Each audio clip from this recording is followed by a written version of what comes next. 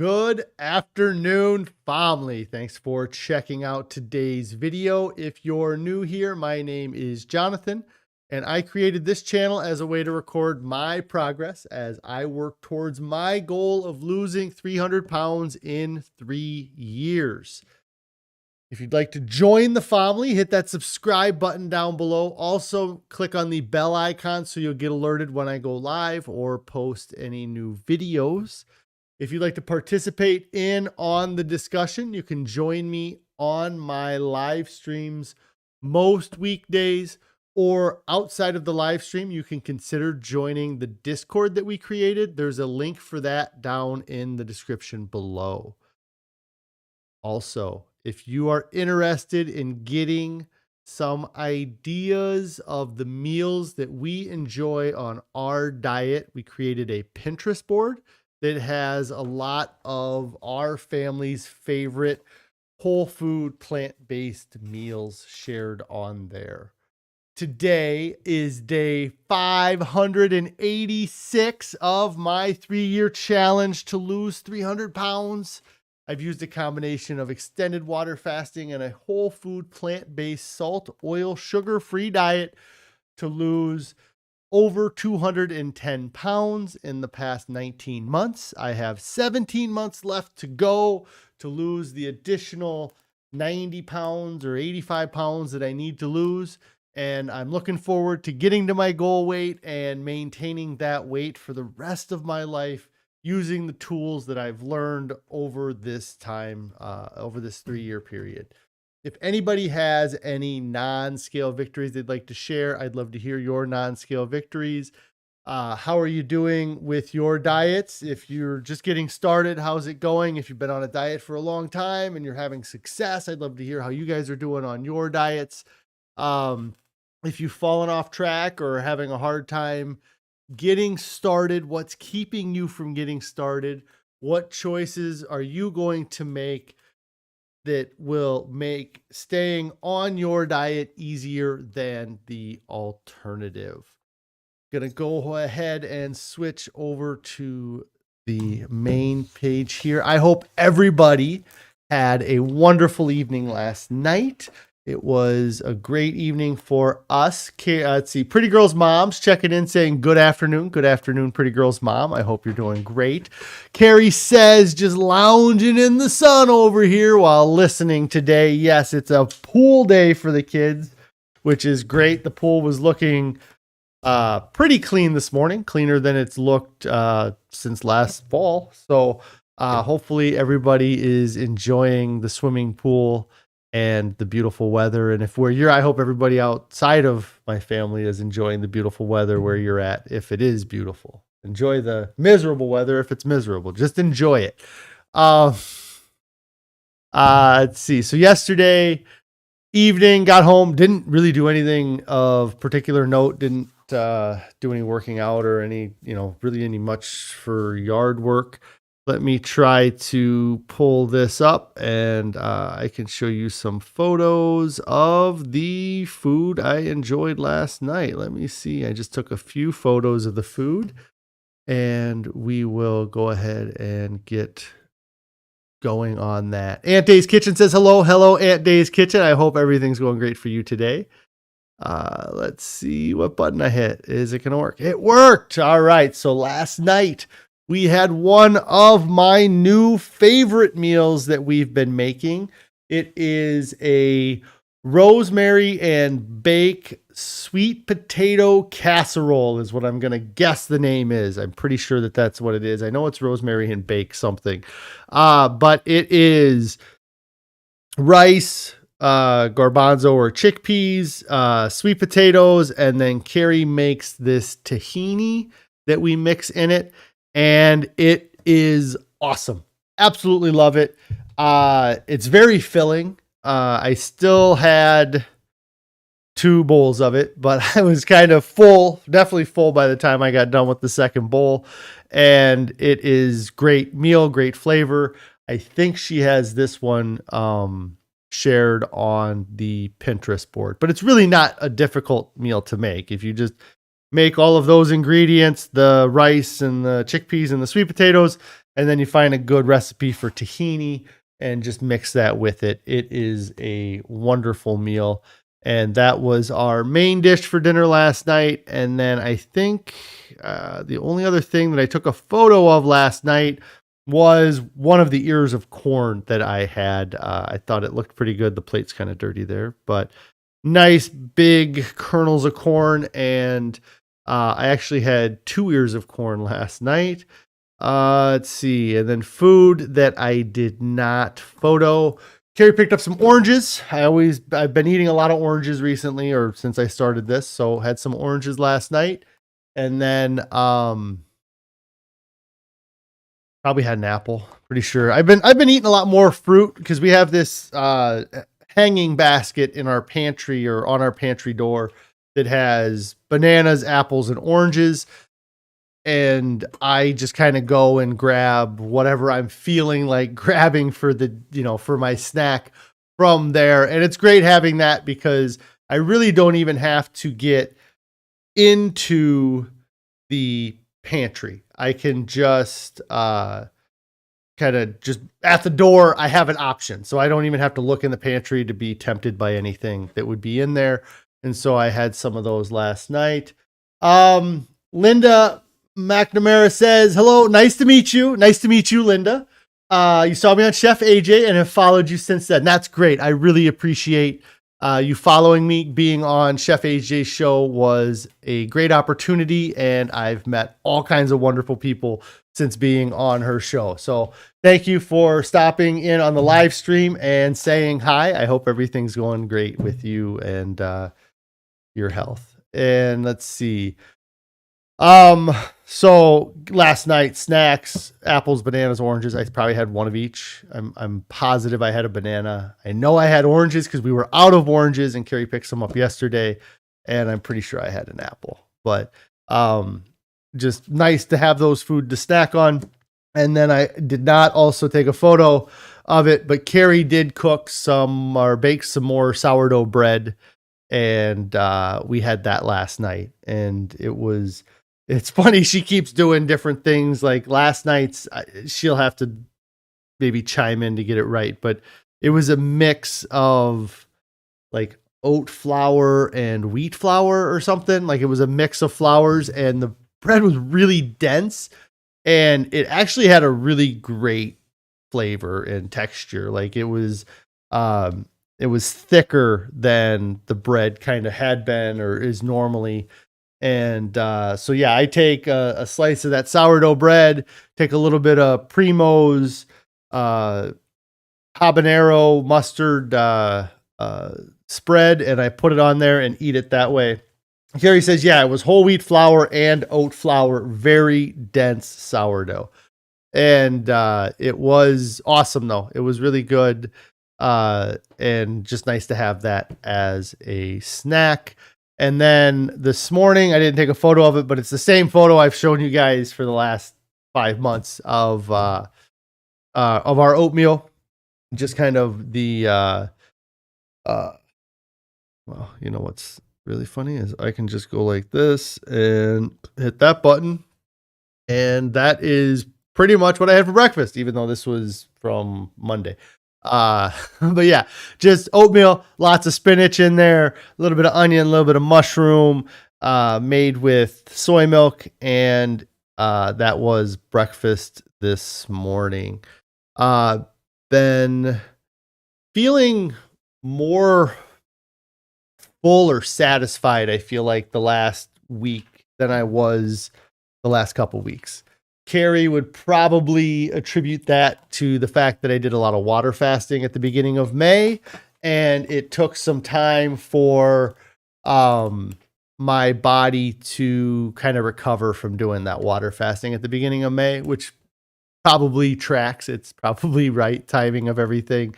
And it really hasn't been until Monday of this week, really Monday this week, that I've really felt like I've been full and satisfied and not craving anything to eat here. Linda says that you are an oatmeal fanatic too. Haven't tried savory oats yet though. Yeah, it was something that you brought up, Chef AJ. We were doing a real sweet oatmeal. We would use apple juice as the, kind of the base or the liquid. And then we would put apples and bananas in it and then put a scoop of almond butter. And it's amazing. It's really good. And we were doing that for the first, 16 months that I was doing this challenge, or, over a year. That was kind of our standard go-to breakfast, was that oatmeal.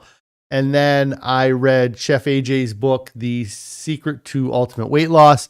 And she has a large section in that book that it talks about vegetables for breakfast. And so we decided to start trying to switch from having a real sweet breakfast to having something more savory. And that's where Carrie kind of came up with this oatmeal that we've been eating, that's spinach and onions and mushrooms.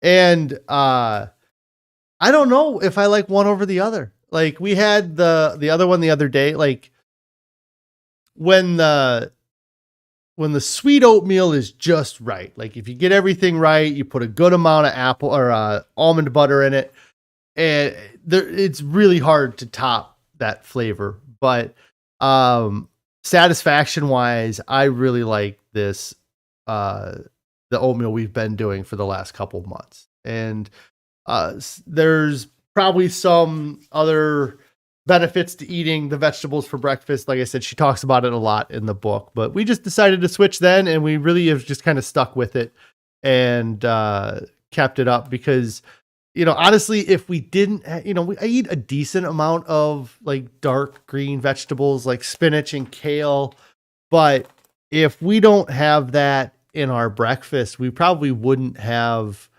a lot of it overall throughout the week. Like we do one night a week usually where we have a salad, which is mostly spinach.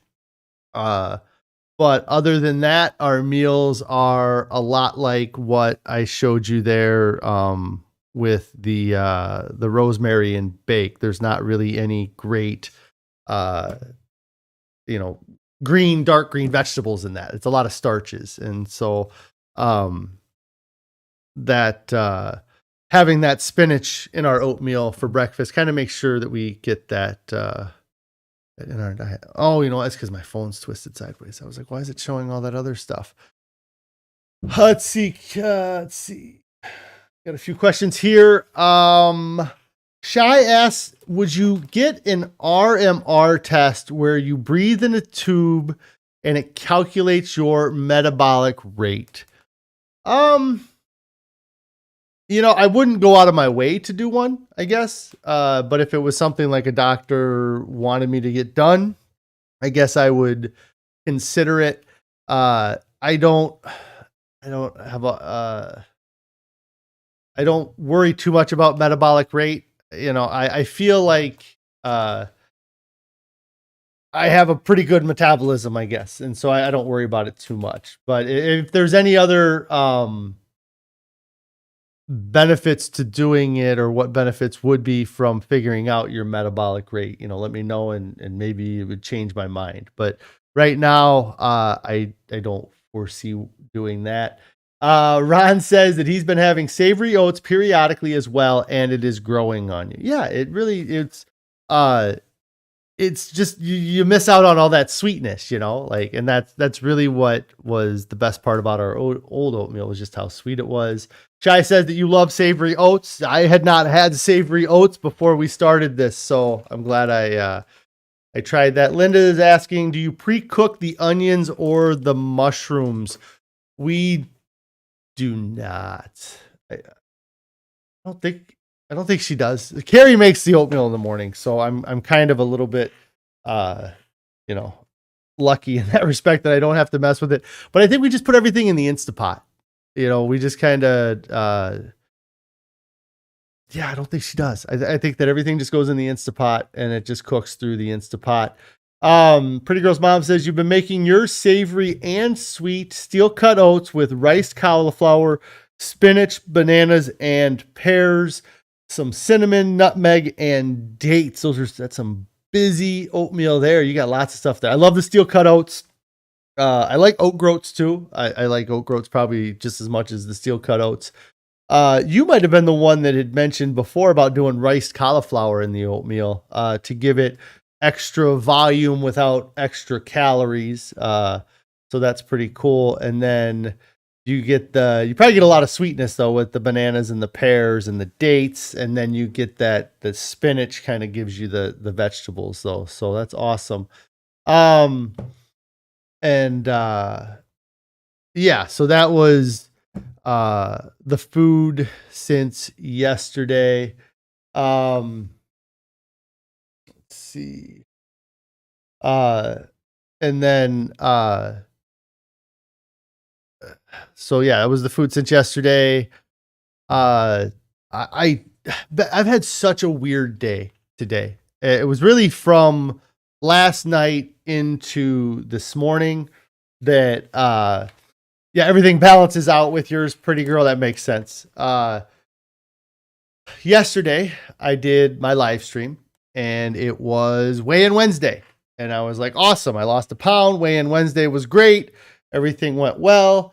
Shy, I got a feeling that Carrie is fat fingering her phone and she did not mean to do whatever she did, but it looks like she might have accidentally blocked you. I am sorry. That is not on purpose.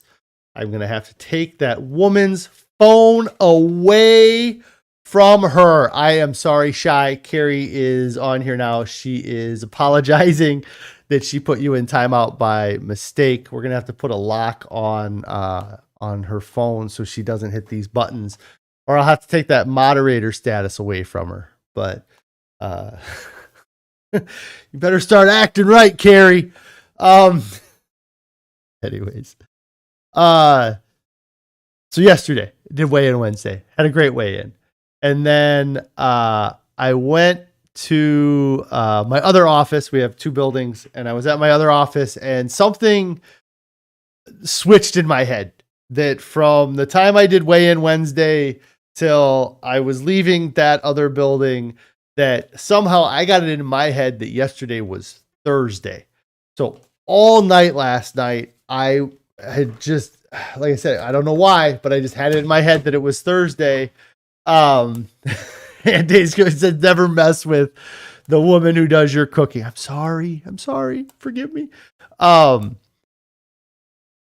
yeah, I don't know what happened. All afternoon at home, I thought it was Thursday night. I was like, you know what? We just got one more day of work and then it's the weekend. I got a wedding this weekend and all this other stuff. And just had it in my head. Like I even got into like an argument with my daughter about what day Saturday was. I was like, it's not, because she was saying that it's not tomorrow, it's not the next day, but it's the next day. And I was like, no, it's not tomorrow, but it's the next day. And it wasn't until I woke up this morning and I think it was like I looked at my watch or something on my phone said Thursday. And I was just like, oh, wait, today's not Friday. Today's Thursday. And so I kind of been joking all day that I got a bonus day today. I was not expecting it to be Thursday when I went to bed, and then I woke up and it was Thursday. So it's just been a confusing day for me since that happened. I don't know if you guys have ever had anything like that happen, but I don't know. I don't know what I was thinking. I was on something or something last night. But yeah, so so that's just how my day's been. And Ron says school's out here, so your days are getting mixed up as well. It might be that too, that the kids are home. I feel like it might even be a little bit of a remnant from Memorial Day being last week where we had Monday off and it was like a 4-day week. And then it was even like last night, I was even like, wow, this week went really quick. And so it's probably a combination of the kids being out of school, our routines being different, and then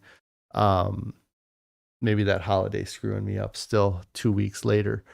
I have been continuing to listen to the Starch Solution by Dr. John McDougall. Really like the book. If you're just getting into this way of eating or interested in this way of eating, I think it's a great book to listen to. He does a lot of, he spends a lot of time explaining the science of why things are, looking at the studies and breaking out kind of the information that you can gather from the different studies, and just kind of putting it in a nice format. I'm actually pretty far through the book. I got an hour and a half left, so I could end up potentially finishing the book within the next couple days, or even before Monday when I come back, or when I'm back on Monday. But the stuff that he talked a lot about right now, or since I've been on here yesterday, he talked about, one of the chapters is called The Fat Vegan, and he talks about how, just being vegan doesn't mean you're healthy. There's a difference between eating a vegan diet and a healthy diet, and many people get those confused. They assume that just because they're eating vegan that it's healthy, and that is not really the case. There's lots of examples of people who eat, that are overweight that are vegan still. And he, a lot of what he talks about causes that are the oils, which, regardless of your stance on being vegan or not being vegan, or whatever diet that you decide to do, a key part of that diet should be the removal of oil, because it is unnecessary for us to eat this added oil that we eat, and it's just wasted calories. It's, he talks a little bit about it in the book, about how, or one of the common phrases he says that I've heard him say before is, the fat you eat is the fat you wear. And oil is all fat. And so any oil that you consume, your body is going to store as fat. And our body doesn't have to use a lot of energy to store calories as fat. It's like a 3% energy loss. So like if you were to consume 100 calories of fat, that your body can store that 100 calories, and it only costs it 3 calories of energy. So, so you're getting 97 calories of stored fat every time you eat 100 calories of fat. And that adds up to being a lot of weight over time. And it's easy for your body to do it, so your body will do it. If you have plenty of calories from the other stuff that you're eating, because most of the time the oil is just added for flavor, or it's added as a cooking mechanism, and it's not necessary to the food item itself. So if you're going to eat, 3,500 calories of food in a day, or let's say lower, let's say you eat 2,000 calories worth of food in a day, your body is going to use the energy from that 2,000 calories worth of, it's going to use the carbohydrates for energy. It's going to use the protein to repair your damaged cells, because we have some cell loss every day. But then if the caloric needs are being met by the carbohydrates that you're eating, or the protein that you're eating, then your body's going to take the fat and it's going to store all of the fat. So every time you go and you eat a cheeseburger from your favorite fast food restaurant, the burger without the oil, or let's say the French fries is a better example. But if you go and order a thing of French fries, if those French fries were baked or if they were cooked, not fried, if they were air fried, then your body would be getting enough calories from those potatoes without the oil. Let's say they bake them just to make it easier. Then your body will use those carbohydrates, and any of the excess carbohydrates, it takes a ton of energy for it to try to turn those into fat. So I think that a lot of times it either holds onto that food till you use up the carbohydrates or it comes out the other end.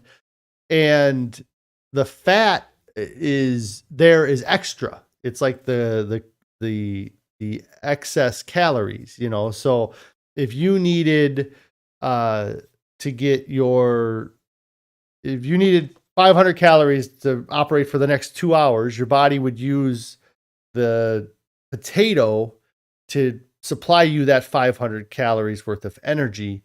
And the calories that are added because of the oil, if you used more than if you ate 500 calories worth of fries and you used 510 calories, then your body would use 500 from the fries, and then it would pull 10 calories from the oil and then store the rest. And so when you eat fries, you got to really, that oil, I guess, is what I'm trying to really say is such a detriment to our health. And it's everywhere. It's in everything. They've turned everything into an oil. Any vegetable product, you can now buy the oil version of that vegetable product. And it's unnecessary calories that we allow into our diet, because a lot of times it does improve the flavor of the food, or it gives us the flavor that we think we need. Shai says that they are free from timeout. You were having flashbacks from when you were a childhood. Carrie apologized. Shai asks here if I have heard of the Mary's Mini McDougall diet. I have heard of Mary's Mini. I believe that I just heard about it the other day because a video popped up, and I believe what Mary's Mini is, it's a 10-day diet challenge where you it's a 10-day diet challenge where you pick the starch of your choice and you just eat that starch, I believe. So you'd say, I'm going to go on a potato diet for 10 days, or I'm going to go on a rice diet for 10 days, or beans, I guess, for 10 days. I believe that's the basis for Mary's Mini diet. But I don't know much more than that, and I could be completely wrong. I could be, but I think that's what it is. It's just a diet where you stick to a specific starch and you eat that starch for a period of time. And I think that's great. I've talked a lot about that with the fasting. I don't believe that everybody has the ability to fast. One, just because of the psychological difficulty of fasting, but the other is that I believe that to truly do a water fast, you have to be in a position where you aren't doing other things. And if you have to have a job where you have to earn money to pay your rent and buy food or things like that, fasting is difficult because you can't be as sedentary as you need to be. So what I recommend or suggest is, if you can't fast, because I feel like you need to do something when you start your diet to reset your taste buds and your taste preferences. And a water fast is the most effective way to do that because it's an absence of all food. But if you can't water fast, then doing like a juice fast would work for some people, or doing a mono diet, I think, is very popular. And that Mary's Mini sounds like that's like the mono dieting, that you take 10 days, you pick a specific food and you just focus on that food, so that after 10 days, you're not still craving all these things that you were addicted to when you started. So I would suggest, if that's something that you are interested in trying to do, Mary's Mini, I would say give it a shot. I think it's right. It's a great way to get started. And one of the things that you have to be a little bit leery, just because the way it's packaged, it's like a mini diet. Like, oh, you just do this for 10 days and you'll be cured of it. That's not, no, this is like a starter diet, I think, is the way they have that set up. Is you do this Mary's Mini, and then you go into the starch solution, or you go into his maximum weight loss program. Stand and Hope said that it's 347 calories a pound for plain potatoes, and it's 2,428 calories a pound for potato chips. So yeah, that's a great example there, that if you ate a pound of potatoes, it would give you 347 calories worth of energy. And if that was the last thing you ever ate, then you would have energy for that long. But that's never the case. It's never it's just what you had until your next meal. If you are gonna burn 2,500 calories a day and you're going to have 3 meals, then each meal doesn't really need to be more than 800 or 900 calories per meal, because the stuff you eat for breakfast won't necessarily be what you would have to count on to give you energy after dinner, because you'll have had new food come in. So if you sat there and ate a pound of plain potatoes, you'd have 357 calories. If you ate that pound of potato chips, that's 2,400 calories. It's over 2,000 more calories that your body has to take next to no energy to convert it from the fat that it is in the potato chip to fat on your hips. Then that's what your body's going to do. It's like, hey, we got the 350 calories from the potatoes. We can use those up to get this guy to his next meal. And then we'll take the additional 2,000 calories. We'll throw that in storage in the back for later when this guy doesn't eat, which never happens, because that's how, I got to 500 pounds, is because I always was eating. I never had a time where I was not eating. I never went more than an hour between my next snack, or if it was a couple hours, I'd be craving something. I'd be ravenous within a couple hours. And so my body's awesome at converting fat from food to body fat. Like, that's one thing that it's an obvious fact, because I got up to over 500 pounds. And a couple of things had to happen. I had to eat the food that would get me up to 500 pounds. And then my body had to be really good at storing that fat so that I could get to 500 pounds. But we built the storage and we stored all this fat, but then I never did anything to pull that fat from the storage. I just kept adding more into the pile, without ever pulling any out from storage, until I started this channel in November of 2020 and did a water fast and started chipping away at it. Shai says that sounds about right for the diet. And then Christy M says, hi all, finally caught you live. Well, thanks, Christy. Thanks for checking out my live stream. Hang out for a little while. Let us know about yourself. And I'm glad you found me. The other stuff from the Starch Solution book that I was a big fan of recently, the chapter I'm currently listening to is, I think I'm just about done with this chapter, is the supplements. He talks about what supplements to take, or mostly about what supplements not to take, because he's not a big fan of supplements. He does a breakdown between, he talks a lot about the omega-3, which I always find fascinating because I have a good friend of mine that I don't know if I could convince him to not take an omega-3 tablet every day, but he fell right into the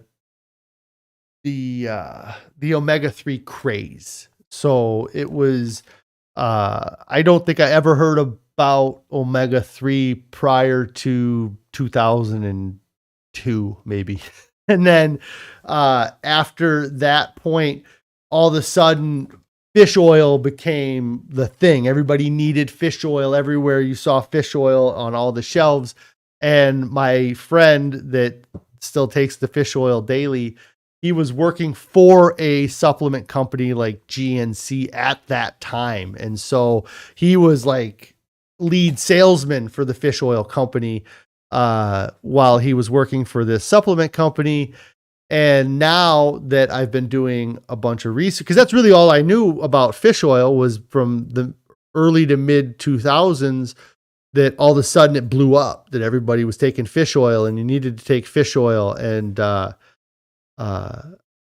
which is really funny is my son ate a fish oil pill one time. He would probably never try one again, because there was a bottle of them and he thought it was candy. But I hadn't really thought about fish oil. I had taken fish oil a few times. It'd been recommended to me by personal trainers or dietitians or whatever. But then when I started this diet and started doing more research and seeing what these doctors are recommending, it came out that the fish oil craze was a product of like a single study that was done that got published, and these manufacturers held on to that study and were showing it to everybody saying, this is what you got to do. You know, this study here proves that you need to take fish oil. So they started this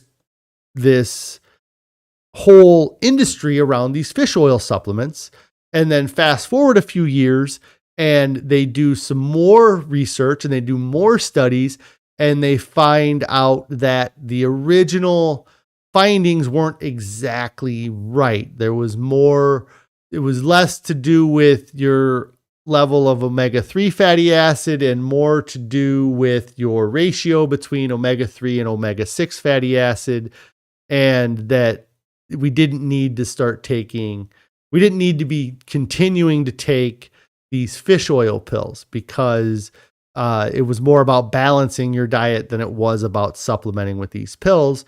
But these companies already invested all the money into the fish oil. They already had lifelong customers like my friend, and they don't want to lose that money. And I don't think there was anything from that study that showed a correlation between excess vitamin B12 or excess omega-3 and any issues. So what's the harm if they're overdosing on omega-3? If it doesn't hurt them, it lines my pockets, gets a little bit of money out of their pockets, and I get to go buy a new jet to go fly around the country. So they continue to promote, or they continue to sell the fish oil pills, but I don't really see a lot of promotion of fish oil out there like I did 10, 15 years ago.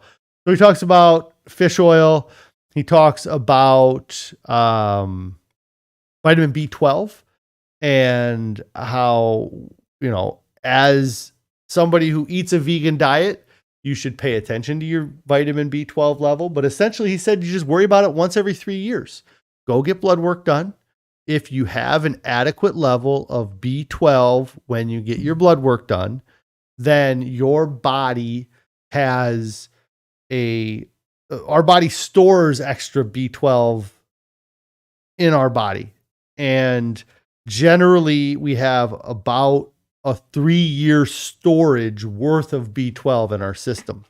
If we were to stop and somehow be able to remove 100% of the B12 that you were exposed to, you got rid of anything that was fortified with B12, you washed all the fruits and vegetables you ate, you didn't eat anything like nori or anything that might have some B12 in it, that you should be able to go 3 years before you got through all of that B12 that was in your system when that blood work got done. So, so he does say, while maintaining or having your B12 be at a good level is optimal and it's what you want, you don't have to worry about it as much as people want to make you worry about it, because that's the way he explains it. I think in the book is he kind of calls it their last thing they hold on to. Like, if you can sit there and they can debunk the protein myth and they can debunk the calcium myth, and then all that the people that are against eating a plant-based or a vegan diet have left is this B12.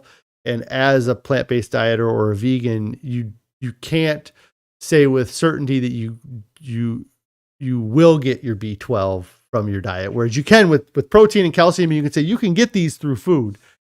With B12, they kind of still have to be like, well, you have to keep an eye on it, I think is what it is. Like, you don't have to be obsessed about it. And the amounts of B12 that are in B12 supplements are like sky high, like way higher than you need on a daily basis. So that is another part of it that, a lot of times if you were to just take one of the high dose supplements a week, that's all you would need to do. And I actually haven't taken B12 in a while. I was taking it for fairly regularly and then just kind of fell off from doing that. Oh, Christine said here that you found me on Chef AJ. You've been watching the replays, but we'll try to catch the lives when you can. No, that's great. Whatever you're able to do, like I do this live stream at this time slot because this is what works best for me. And I know that not everybody that follows my channel can stop what they're doing at whatever time it is that, where you're at and just, and participate on this. So I appreciate you watching the replays. I appreciate you showing up for the live stream here too. And, that's awesome. The last thing on the starch solution, he talks a lot about, vitamin D. One of the things that I didn't get from anything prior to his book is that vitamin D is not actually a vitamin and it is a hormone, which was something that I never knew. I don't know. It doesn't necessarily change much about vitamin D for me. I didn't realize that it was a hormone. And he talked about, cause the only experience I really have with vitamin D is that back in 2013, I went to a doctor to lose weight and we did some, I was on a prescription and I did blood work. And the first time that I did blood work with him, my vitamin D was low. So he recommended I take a vitamin D supplement. And, from the sounds of it, that is something that is very common, that many people have vitamin D that comes in low. The way Dr. McDougall kind of explains it, one of the things is that their standard for vitamin D is really high, that they set a bar for what the low end for a sufficient amount of vitamin D is. And that bar is actually still probably higher than it needs to be. The funny thing though is that, and he talks about it in the book a little bit, the first thing my doctor recommended was to go and get supplements. Go take a vitamin D supplement. So go support your local pharmacy, pick up some vitamin D, or your local drugstore, pick up some vitamin D, help them line your pockets. You get vitamin D from the sunlight, but if my doctor would have said, hey, you know what, just 3 or 4 times a week, just try to sit out in the sun for 5-10 minutes. Like, you don't even have to take your shirt off. You just go out in the sun, sit there for 5-10 minutes. If you want to take your shirt off, then, your vitamin D will go through the roof, but you don't even have to go that far. You just need to just go out into the sun. Instead of going to the drugstore and buying a $10 or $20 bottle of pills, just go outside for a few minutes every day. because your vitamin D is low because you sit in a building and you don't go outside and enjoy the sunlight. So all you got to do is go outside and get some free vitamin D. And it sounds like your body's able to produce that hormone fairly rapidly, or whatever the measurement that they use to gauge levels of vitamin D, that you can get a ton of vitamin D in like 20 minutes of being out in the sun. That is a lot cheaper and easier, but the doctors have to have something to tell you. And so funny, it's called a drugstore. Yes. The doctors, they have to, they give you a recommendation, they tell you what to do. And for some reason, just getting more sun was not what was recommended to me, but that's what he talks about, is just get out in the sun, and another thing he talks about with all these things, with the protein and the calcium and the vitamin and the B12, like he said, the B12 like is like 1 in a million would even be deficient in B12. And like in the whole country, there's probably less than 5 million vegans. So there's 5 people that could potentially even have to worry about it. I don't know. It's weird. But yeah, I really like the book, and I should be finishing it here probably before the end of the week. I am going to get out of here today. I really enjoyed having everybody on stream and chatting with me. A couple new people checking in was really cool. A lot of you regulars, it's great to have you guys here as well. Tomorrow I will be live like normal. Next week I am going to have I'm going to be out of town on Wednesday of next week. So I'm going to either weigh in on Tuesday, or more than likely I'll weigh in on Wednesday, just to give myself an extra day. But I will not be live Wednesday of next week. I think I will be live the other days, but I won't know my whole schedule till next week starts. But I do know 100% I will not be here next Wednesday. If you guys haven't started your diet yet, get started right now. There's no reason to wait. Nobody ever gets to their goal. Wishes they would have started later. Wishes they would have enjoyed some party or something. Everybody looks back and says they wish they would have started sooner. So get started right now. Don't fall for the 2 myths of moderation. The myth of moderate change. The idea that you're slowly going to be able to switch from your current diet to a new healthy diet that's going to solve all your problems, and that you're going to do it slowly. You're going to make little changes, and eventually you're going to have this utopian diet that's going to be all of your answers, your prayers answered. It doesn't work that way. If you're in a bad position, you're grossly overweight like I was, you want to see big changes, you have to make the changes, and you have to go all in to do it. So many times you get started and you say, I'm going to eat a healthy breakfast, or I'm going to, start eating salads before dinners. And before long, you start finding excuses to not do that little bit of change that you wanted to do. And then you never actually tried the diet. So go all in. Don't fall for the myth of moderate change. The other myth is the myth of moderate consumption. The idea that we can eat less of a unhealthy food and it still be, and it would still be safe. It does not weigh. Like if I handed you a bowl of Skittles and told you one of them was poison, would you eat any of them?